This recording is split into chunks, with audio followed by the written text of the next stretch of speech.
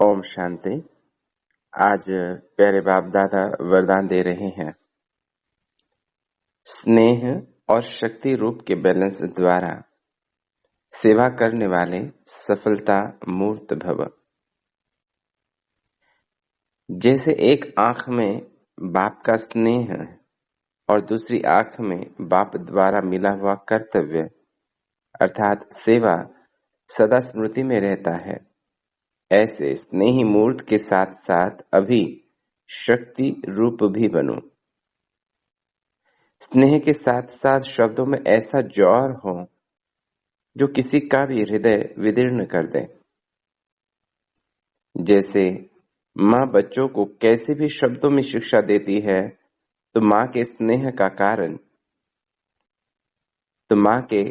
के कारण वह शब्द तेज व कड़ुए महसूस नहीं होते।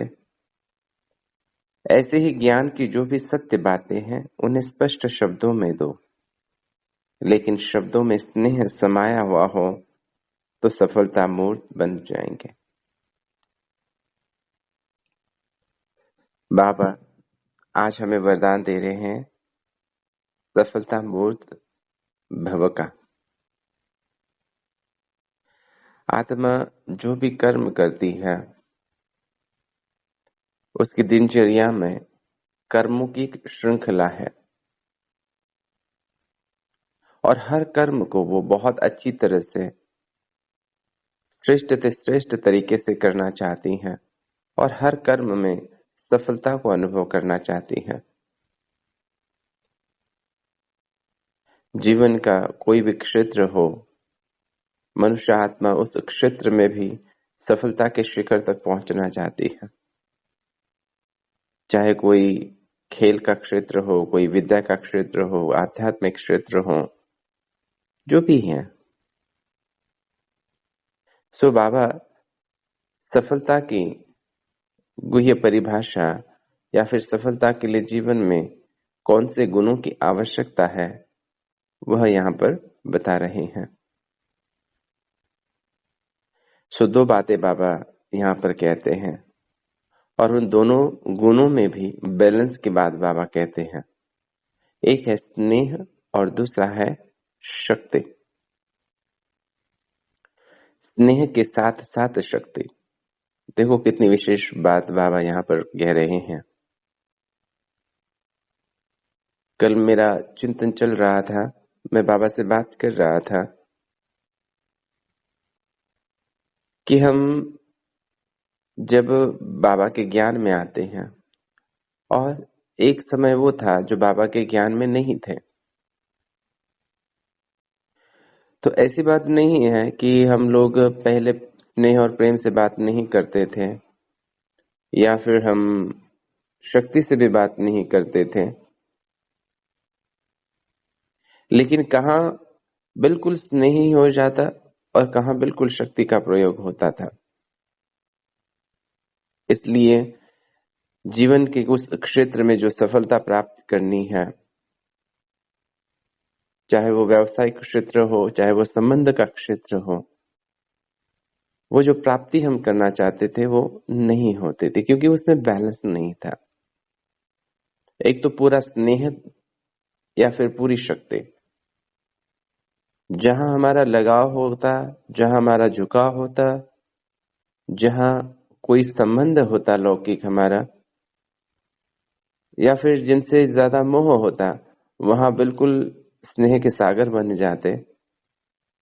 और जहां कर्तव्य होता, मतलब जहां कहीं हमारी जिम्मेवारी है, कोई क्षेत्र है जहां पर मुझे काम करना है, कोई अधिकार क्षेत्र मुझे मिला हुआ है, कोई ऑफिस में है या फिर कोई अपने बिजनेस में है, तो वहां पर लोगों से काम करवाने के लिए मैं शक्ति का प्रयोग करता था। स्नेह बलि देता लेकिन शक्ति ज्यादा प्रयोग में लाता। इसलिए वहां पर भी कार्य तो हो जाता, लेकिन सिर्फ कार्य होना ही जरूरी नहीं होता। वो तो उतना जरूरी है, लेकिन वो कार्य करते हुए भी लोगों के दिल में जगह पाना, वह संबंधों में सफलता प्राप्त करना, यह भी जीवन का एक लक्ष्य होता है और वो होना चाहिए। इसलिए बाबा हम बच्चों को कहते हैं बच्चे स्नेह और शक्ति दोनों का बैलेंस हो, और इस बैलेंस से ही ब्लेसिंग मिलती है। और सफलता क्या है वास्तव में? ब्लेसिंग प्राप्त करना, जीवन में धन कमाना, साधन कमाना, सम्मान कोई प्राप्त करना, कोई और औहदा प्राप्त करना, यही सफलता नहीं होती। मेरे हर कर्म से मुझे सर्व आत्माओं की, परमात्मा की दुआएं प्राप्त हो, यही सफलता है। यही सफलता मूर्त भव का वरदान जीवन में प्राप्त करना है।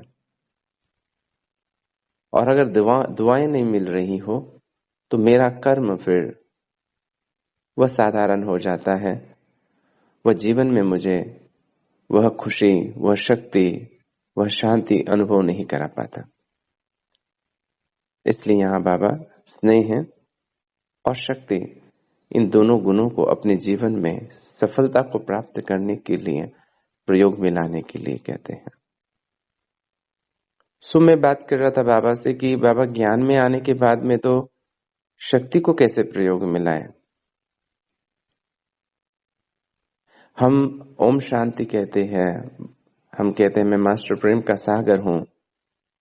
तो जब कार्य क्षेत्र पर आते हैं तो बहुत सारी आत्माएं उनके स्वभाव संस्कार के वश होती हैं, उनके अपने जीवन के अनुभव होते हैं। फॉर एग्जाम्पल लिया जाए तो कोई कर्मचारी होता है या कोई वर्कर है, उसको आदत है, उसका संस्कार पड़ा हुआ है कि जब तक उसको दो चार ऊंचे शब्दों में बोल नहीं देते, उसको लगता ही नहीं कि सामने वाला व्यक्ति सीरियस है, सामने वाले व्यक्ति का कार्य जो है उतना महत्वपूर्ण है, क्योंकि उसको आदत पड़ गई है, या फिर कहें उसको एक अनुभव हो चुका है कि जब तक कोई चिल्लाता नहीं है, जब तक कोई गुस्सा नहीं करता, तब तक उसका कार्य उतना महत्वपूर्ण नहीं है।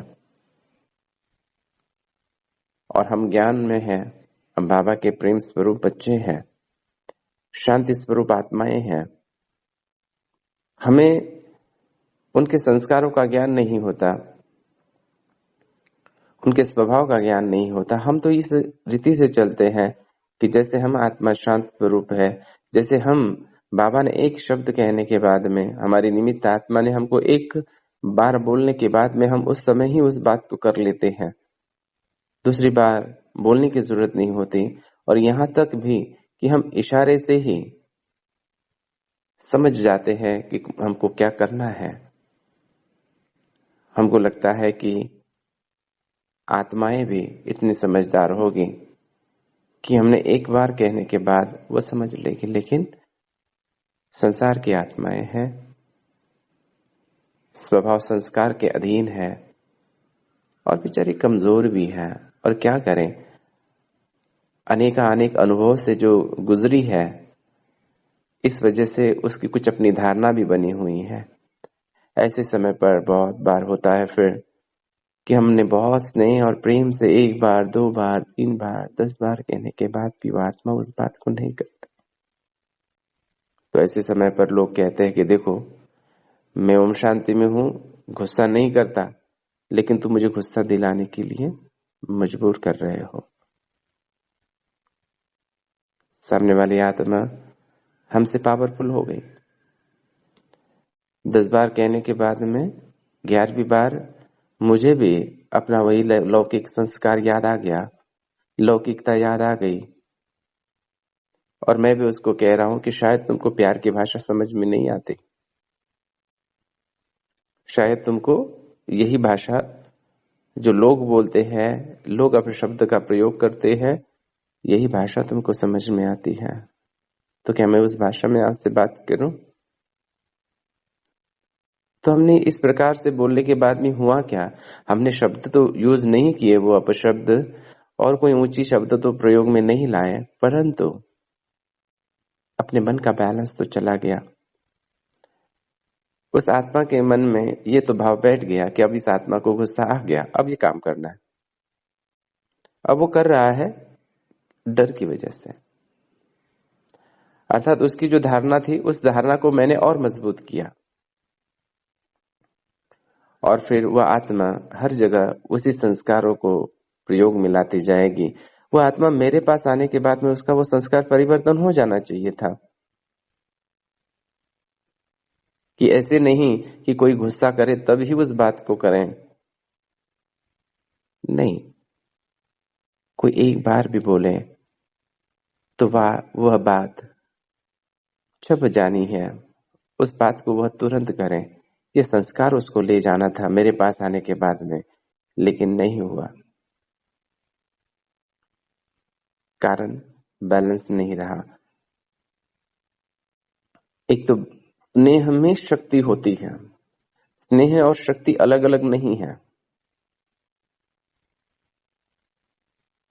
तो जैसे यहाँ पर बाबा उदाहरण देते हैं माँ और बेटे का, बच्चे का, कि जैसे माँ बच्चे को जब बोलती है, कुछ बात समझानी देती है, तो बात, वो जो वचन है, वो जो शब्द है, भले दिखने को कड़वे लगते हों लेकिन वो कड़वे नहीं होते, उसमें शक्ति होती है और बच्चे के परिवर्तन के लिए होती है। उसमें स्नेह समाया हुआ है, स्नेह में ही शक्ति है, शक्ति कोई अलग नहीं। ऐसे इस संसार में सबसे बड़ी जो शक्ति है वो स्नेह की शक्ति है। कहते हैं कि स्नेह से सारे संसार को जीता जा सकता है, प्यार से सारे संसार को जीता जा सकता है, इसीलिए तो परमात्मा को प्यार का सागर कहते हैं। इसलिए शक्ति का प्रयोग अलग से कोई नहीं है कि हम अपनी वाणी में वो शक्ति लाएं फिर वो जोर से बोले। प्यार ही शक्ति है। तो हमारा उस आत्मा के प्रति इतना स्नेह हो, शक्ति इतनी हो स्नेह की कि उस आत्मा को एक बार कहने से ही वह आत्मा उस बात को समझ ले। उसके लिए पहली बात मुझे अपनी धारणाओं को बदलना होगा। उस आत्मा के लिए मेरी जो पहली धारणाएं बनी है, उनकी प्रोफेशन के लिए, उसके साथ में रहते हुए उसके साथ के आए हुए अनुभव के लिए, जो भी बातें आई होगी उनके भाव स्वभाव संस्कार के, उनके व्यवहार से पहले तो अपने आप को मुक्त करना होगा। और एक आत्मिक नाते से, आत्मा भाई के नाते से, प्यारे बाबा के बच्चे के रूप में उसको देखें। और सबसे पहले उस आत्मा में बल भरे, शक्ति भरे अपने संकल्प से, क्योंकि आत्माओं को पहले तो शक्ति चाहिए, क्योंकि उनमें सुनने की वो ताकत नहीं है। एक बार में उनके कान में वो नहीं जाती बात, क्योंकि कान के ऊपर कोई पर्दा पड़ा हुआ है उनके अपने स्वभाव संस्कार का। तो इसलिए हमारी बात सीधे नहीं पहुंचती पहली शब्द में, क्योंकि उनमें वो शक्ति नहीं। तो पहले उनको शक्ति देनी है, उनके अंदर में वो बल भरना है, मन ही मन उस आत्मा से बहुत स्नेह और प्रेम से बात करना, प्यारे बाबा के साथ में उसको इमर्ज करते हुए उसको शक्ति देना, बहुत स्नेह और प्रेम से उसको प्रकाश देना, उसके लिए बहुत स्नेह मन के अंदर निकालना, या कहें स्नेह इमर्ज करना, क्योंकि है हमारे अंदर, हर आत्मा के लिए स्नेह है, प्रेम है, हर एक के लिए है, चाहे वो दुश्मन ही क्यों ना हो, चाहे कितनी भी कैसी भी आत्मा हो, हर आत्मा के लिए हमारे मन में स्नेह है ही, क्योंकि हम आत्मा है ही मास्टर प्रेम के सागर, मास्टर स्नेह के सागर, पाप समान आत्माएं हैं हमें। तो उस आत्मा के लिए बेहद का स्नेह इमर्ज करो, और वो स्नेह की शक्ति जब इमर्ज हो जाएगी तो उस आत्मा में वो बल भरेगी, और फिर मैं आत्मा उस आत्मा को एक शब्द भी अगर कहता हूं तो मुझे दूसरा शब्द कहने की जरूरत नहीं पड़ेगी। अगर बढ़ रही है जरूरत, अर्थात है वह शक्ति मैंने अभी तक उस आत्मा को दी नहीं है। मैंने शब्दों में स्नेह लाया है, मैंने शब्दों में शक्ति लाई है, लेकिन मन में वो स्नेह इमर्ज नहीं किया है और मन में उस शक्ति को इमर्ज नहीं किया और मन से उस आत्मा को, उस शक्ति को मैंने नहीं दिया है। इसलिए फिर हमको शब्दों की मेहनत करनी पड़ती है, शब्दों में बहुत मधुरता लानी पड़ती है, वो नेचुरल नहीं हुआ है। सो बाबा हम बच्चों को यहाँ पर सिर्फ ये नहीं कहते हैं कि तुमको कार्य कराना है, सिर्फ कार्य कराना नहीं है, उस कार्य को सफल करना है। और सफल करना मतलब क्या कि वो कार्य करते हुए जो लोग उससे जुड़े हुए हैं उन लोगों की दुआएं आपको प्राप्त हो, उनके आशीर्वाद मिले। हर एक आत्मा को नहीं मिल पाते। कोई कॉर्पोरेट सेक्टर में देखो, कहीं जहां आप जॉब करते हैं वहां देखो, हर एक ऊंचे पद वाले अधिकारियों को नीचे में जो काम कर रहे हैं कर्मचारियों की हर बार दुआएं मिलेगी, जरूरी नहीं है। हर एक बार तो उसकी कंप्लेंट ही रहती है और वो सोचता है कि कब ये चला जाए। तो हम कार्य तो कर रहे हैं, शक्ति का प्रयोग तो कर रहे हैं, लेकिन साथ साथ दुआएं प्राप्त नहीं कर रहे। तो जीवन में सफलता क्या है? फिर कार्य करवा लेना शक्ति के बल से, वो तो हो जाएगा, लेकिन दुआएं कैसे मिलेगी? तो सफलता अर्थात दुआओं को प्राप्त करना। शिव बाबा इस धरा पर आते हैं, वो तो सर्वशक्तिवान है, वो अपनी शक्तियों से क्या बलपूर्वक हम आत्माओं को परिवर्तन नहीं कर सकते? लेकिन पहले हमको बहुत बहुत स्नेह देते हैं। देखो कितना स्नेह और प्रेम से चला रहे हैं। 85 इयर्स हो गए हैं। कितना प्यार का सागर बाबा हम पर लुटाता है। साकार में देखें, अव्यक्त वाणियों को हम सुनते हैं, वो सुनते वक्त भी कहीं पर भी स्नेह के अलावा और कुछ नहीं दिखाई देता। भले कुछ शब्द ऐसे बाबा कहता है कि धर्मराज की सजाओं का सामना करना पड़ेगा, ऐसे बच्चे जो छिपकर कर्म करते हैं ऐसे प्रत्यक्ष हो जाएंगे। और फिर बहुत बार बाबा कुछ कुछ शब्द ऐसे कहते हैं, वो दिन में छप भी जाते हैं और वहां से आत्माएं परिवर्तन भी होती है, लेकिन उन शब्दों में स्नेह की शक्ति होती है। इसलिए वो आत्मा के गहराई तक जाते हैं और आत्माओं को परिवर्तन होने के लिए प्रेरणा देते हैं। तो जैसे शिव बाबा स्नेह का सागर है, स्नेह की शक्ति से भरपूर है, ऐसे हमको भी स्नेह की शक्ति का प्रयोग करना है और उसके लिए बेहद का स्नेह, बेहद का प्यार अपने मन में हर आत्मा के लिए इमर्ज करना है, स्वयं के लिए भी और अन्य आत्माओं के लिए भी। तो फिर ऐसी जो आत्मा जो स्वयं को बेहद के स्नेह से भरपूर करती है, तो ऐसी आत्मा ज्ञान की जो भी बातें, सत्य बातें आत्माओं को बताएगी, तो वह आत्माएं उसको तुरंत स्वीकार कर लेगी। जो परिवर्तन हम अन्य आत्माओं में चाहते हैं, जो कार्य को हम कराना चाहते हैं अन्य आत्माओं से, वो कार्य को भी हम करा पाएंगे, वो कार्य भी हमसे सफल होगा। बहुत बार सेवाएं करते वक्त में अनुभव तो यही करते हैं ना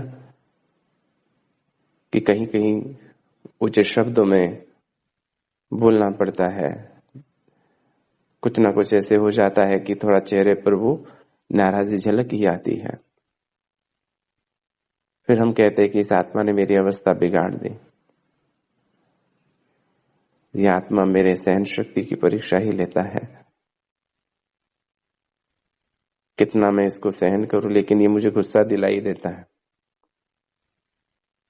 कारण यही है कि स्नेह का स्वरूप नहीं बने हैं, बार बार इमर्ज करना पड़ रहा है। तो ऊपरी स्तर पर जो हम शब्दों में और व्यवहार में जो कर रहे हैं, ये तो चलो थोड़ा करते हैं, जब तक अंदर में वो बदलाव नहीं होता ऊपर में वो हम लोग थोड़ा करते हैं, ठीक है, वो भी जरूरी है, लेकिन टोटल ट्रांसफॉर्मेशन कर देना है। संसार के लोग भी ऊपरी लेवल पर बहुत मीठा बात करना, बहुत प्यार से पहली बार समझाना, दूसरी बार समझाना, ये बहुत करते हैं, ऊपरी स्तर पर तो सब करते हैं। लेकिन हम बाबा के बच्चे हैं, हम ब्राह्मण बच्चे हैं, ईश्वरीय संतान हैं, बेहद की सेवाधारी हैं, विश्व कल्याणकारी हैं, इस संसार की आत्माओं के मास्टर आदि पिता है, मास्टर परम पिता है। तो हमें जो ट्रांसफॉर्मेशन करना है वो अंदर से, गहराइयों से, अपने मन से करना है। तो ऑटोमेटिक हमारे बोल में, शब्दों में वो शक्ति आ जाएगी। फिर हमको कहीं पर भी ऊंचे शब्द का, कोई कड़ुए शब्द का प्रयोग करने की जरूरत नहीं पड़ेगी, क्योंकि हमारा हर बोल अमूल्य है, हमारा हर शब्द आत्माओं के भाग्य का निर्माण करने वाला है। हमारे एक शब्द से आत्माओं का भाग्य बदल जाता है, इतने अमूल्य शब्द है हमारे। तो हमारे मन से ऐसे संकल्प भी नहीं निकलेंगे और हमारे वाणी से ऐसे बोल भी नहीं निकलेंगे जो कड़ुए होंगे या फिर किसी के दिल को ठेस पहुंचाने वाले होंगे, या ऐसे कोई शब्द जो किसी के लिए उचित नहीं होंगे। तो ऐसे आप सभी सदैव स्नेह के सागर में समाई हुई मास्टर स्नेह के सागर, मास्टर प्रेम के सागर आत्माओं को स्नेह और शक्ति रूप के बैलेंस द्वारा सेवा करने वाली सफलता मूर्त आत्माओं को स्नेह भरा याद, प्यार और ओम शांति, ओम शांति, ओम शांति। आपका दिन बहुत बहुत शुभ हो।